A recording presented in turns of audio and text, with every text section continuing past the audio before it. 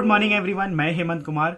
और जो लोग नए हैं मेरे ब्लॉग पे, मैं बता दूं, मेरा नाम हेमंत कुमार है और मैं एक कॉस्ट अकाउंटेंट हूं। मैं पास्ट 6 ईयर से मैन्युफैक्चरिंग इंडस्ट्री में वर्किंग हूं एज अ कॉस्ट अकाउंटेंट। तो यार आज जो मैं बात करने वाला हूं थ्योरेटिकल सब्जेक्ट के बारे में। देखो, प्रैक्टिकल तो सबको पता है कि कैसे पढ़ना है, प्रैक्टिस करना है, क्वेश्चंस के आंसर निकालने हैं, सॉल्व करने हैं, फॉर्मूलाज हैं, कॉन्सेप्ट है, आप कर लेते हो। But let's talk about theory. Theory में तो ऐसा कोई कॉन्सेप्ट नहीं है। थ्योरी में आपको बस याद रहना बहुत जरूरी है कि आपको याद होना चाहिए। कोई भी चीज आप पढ़ते हो, लॉ पढ़ते हो, स्ट्रैटेजिक मैनेजमेंट पढ़ते हो, या कोई भी किसी भी ऑपरेशन मैनेजमेंट की थ्योरी पढ़ते हो, बहुत सारी थ्योरेटिकल सब्जेक्ट हमारे पास आते हैं। लॉ एंड एथिक्स जो थ्योरी का बाप है, जिसको लॉ की लैंग्वेज भी समझनी पड़ती है, एथिक्स भी समझना पड़ता है। तो इन सब चीजों के लिए क्या करना चाहिए, यानी थ्योरेटिकल सब्जेक्ट के लिए क्या करना चाहिए। देखो, ये जो है ये कॉन्सेप्ट सबके लिए एप्लीकेबल होता है, चाहे वो 10th में हो, 11th में हो, 12th में हो, सीए हो, सीएमए हो, चाहे सीएस हो। सबके लिए थ्योरी एक बहुत ही मुश्किल वो एस्पेक्ट हो जाता है, उसको याद करना, याद रखना और एग्जाम टाइम में लिखना। तो यार ये जो मैं स्ट्रेटेजी बता रहा हूं ये सबके लिए काम आएगी। देखो, 10th, 11th और 12th इनमें इतना कोर्स कंटेंट तो नहीं होता, बल्कि टाइम भी अच्छा खासा होता है, जिसके लिए आप 4 से 5, 6 बार जितनी बार चाहे रिवाइज कर लें। और बहुत लिमिटेड सेक्शन होता है, सबको पता है कि कहाँ से क्या आना है, कितने यूनिट, किस चैप्टर से कितने मार्क्स का आता है। ये चीजें कॉमन हो जाती है 10वीं 11वीं 12वीं में। But what about professional exams, यानी सीए, सीएमए और सीएस, इसमें तो नहीं पता होता। मैंने पिछले भी ब्लॉग में कहा था, आप इंडेक्स देख के मत पढ़ाई कीजिए, इंडेक्स कभी मत देखिए। थ्योरेटिकल सब्जेक्ट के लिए या प्रैक्टिकल सब्जेक्ट के लिए इंडेक्स इज टोटली वैन, उसमें से कुछ नहीं आएगा किसी भी प्रोफेशनल एग्जाम में। तो यानी हमें सभी पढ़ना है, पूरा ही पढ़ना है, और वो चीजें ज्यादा पढ़नी है जो ज्यादा इंपॉर्टेंट लगती है या जो कई बार रिपीटेटिव हुई है। तो रिपीटेटिव हुई है, इसके लिए क्या करना पड़ेगा, आपको 10 ईयर आरटीपी पेपर्स उठाने पड़ेंगे, है ना। रिपीटेटिव वही से तो मिलेगा, वही से तो पता चलेगा किस चैप्टर से या कौन से क्वेश्चंस, किस तरह के क्वेश्चन ज्यादा रिपीट हो रहे हैं। लेकिन सबसे बड़ी बात है उनको याद रखना। देखो, याद रखने के लिए मैं एक बात बताता हूं कि मैंने अपने टाइम में क्या किया था। रीड, सबसे पहला काम आपको क्या करना है, रीड करना है। रीड कैसे करना है, आपको उठानी है पेंसिल और बुक उठानी है। तो थ्योरी मैं कहूंगा मोस्ट ऑफ द कि आप मॉड्यूल की ही थ्योरी को पढ़े। अगर सीएमए के स्टूडेंट है तो मैं उनको बता दूं कि आप मॉड्यूल की थ्योरी ज्यादातर ध्यान दें। और फिर कोई, अगर आप मॉड्यूल की थ्योरी खत्म कर लेते हैं तो 10 ईयर उठाएं, फिर आप कोई स्टैंडर्ड बुक से पढ़ें। अगर आप शुरू से ही स्टैंडर्ड बुक पढ़ रहे हैं तो कोई बात नहीं, आपको मॉड्यूल पढ़ने की जरूरत नहीं है। बट मॉड्यूल में क्या होता है, बहुत ही कॉम्प्लेक्स होता है, मतलब आई मीन टू से कॉम्पैक्ट होता है, और उसमें से चांसेस ज्यादा बनते हैं कि सीएमए में तो एग्जाम में आता है। देखो, मैं तो ये नहीं कहूंगा, लेकिन सीएमए में थ्योरेटिकल वहां से आ जाता है, मॉड्यूल से ही आ जाता है, मॉड्यूल का ही अच्छा खासा काम आ जाता है अगर आपको अच्छे से याद हो जाए। सिंपल लैंग्वेज होती है, बहुत अच्छे से आप उसको रीड कर सकते हो और इजिली आप उसको अंडरस्टैंड और ग्रैब कर सकते हो अपने माइंड में। तो मॉड्यूल उठाएं। तो सबसे पहले आपको क्या करना है, रीड कैसे करना है, आपको पेंसिल उठानी है, बुक उठानी है। देखो यार, बहुत सारे टाइम पे ऐसा होता है कि हमें कभी कभार कोई चैप्टर समझ में ही नहीं आता कि क्या पढ़ा, हवा हो जाता है। कभी कभार हम चैप्टर स्टार्ट करते हैं, शुरू में 4 लाइनें पढ़ते हैं, लास्ट की 4 लाइनें पढ़ते हैं, बीच में खाली छोड़ देते हैं क्योंकि समझ ही नहीं आया। ऐसा मैं भी करता हूं, ऐसा बहुत से लोग करते होंगे।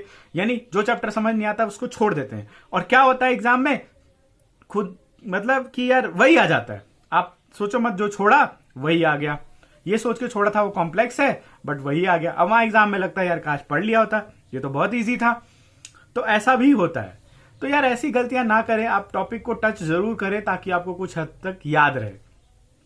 तो आपको क्या करना है, आपको रीड की स्ट्रेटेजी उठानी है पेंसिल के साथ। जब भी आप बुक पे पढ़ रहे हो तो बुक को जो भी इंपॉर्टेंट चीजें, एस्पेक्ट है, उसको हाईलाइट करते हुए, सर्कल बनाते हुए, सेक्शंस को सर्कल बनाते हुए, जो इंपॉर्टेंट चीज है, जो इंपॉर्टेंट नोट है, उसको हाईलाइट करते हुए एक बार रीड जरूर करना है।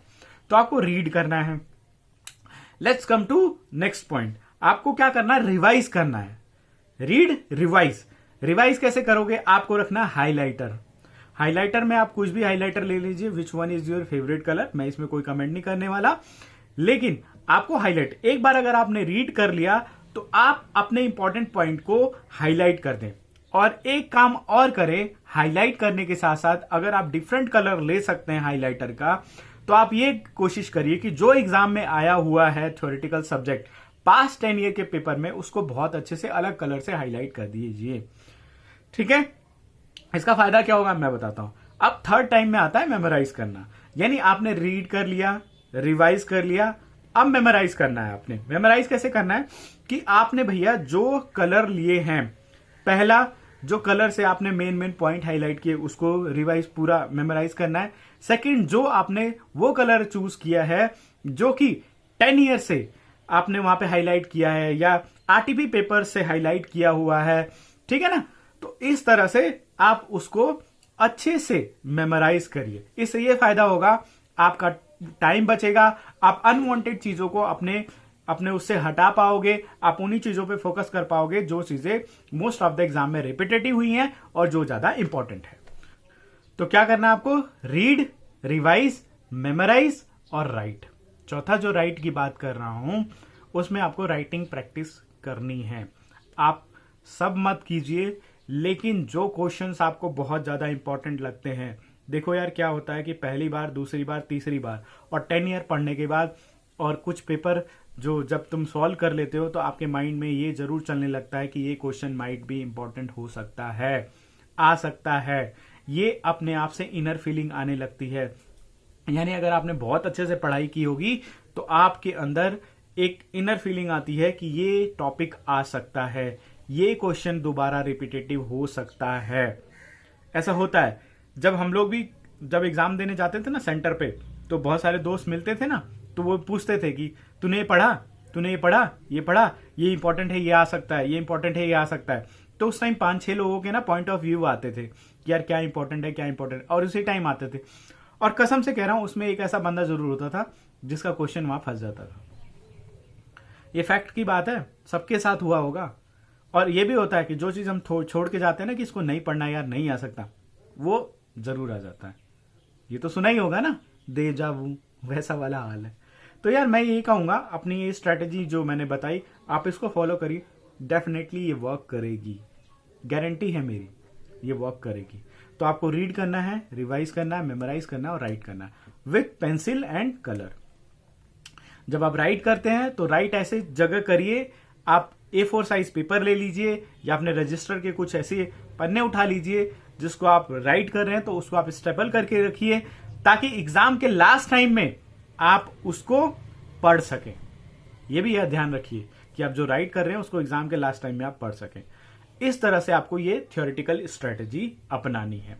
ये हर सब्जेक्ट में एप्लीकेबल है, चाहे स्ट्रेटेजिक मैनेजमेंट हो, चाहे ऑपरेशन मैनेजमेंट हो, चाहे आपका लॉ एंड एथिक्स हो, ठीक है, एनीथिंग। आप इनकम टैक्स की भी थ्योरी अगर पढ़ रहे हो, चाहे अकाउंट्स के भी कुछ थ्योरेटिकल एस्पेक्ट पढ़ रहे हो, तो सब चीज में ये एप्लीकेबल है। और मेरे ख्याल से हर सब्जेक्ट के आपके थोड़े थोड़े नोट्स बना लेने चाहिए जो कि लास्ट 10 ईयर्स में आए हुए, अपने हाथ से लिखे हुए। अपने हाथ से लिखे हुए का फायदा ये रहता है कि जो आपने लिखा होता है वो आपको माइंड में रिकॉल एग्जाम के टाइम में हो जाता है। उस टाइम भले ना हो बट डेफिनेटली एग्जाम के टाइम में हो जाता है। तो यार ये स्ट्रेटेजी अपनाइए तो ये वर्केबल है। तो यार आज का ब्लॉग मेरा इतना ही। अगर ब्लॉग अच्छा लगा हो तो आप इसको लाइक कर दीजिए, सब्सक्राइब कर दीजिए। थैंक यू सो मच दोस्तों, फिर मिलते हैं नेक्स्ट ब्लॉग में।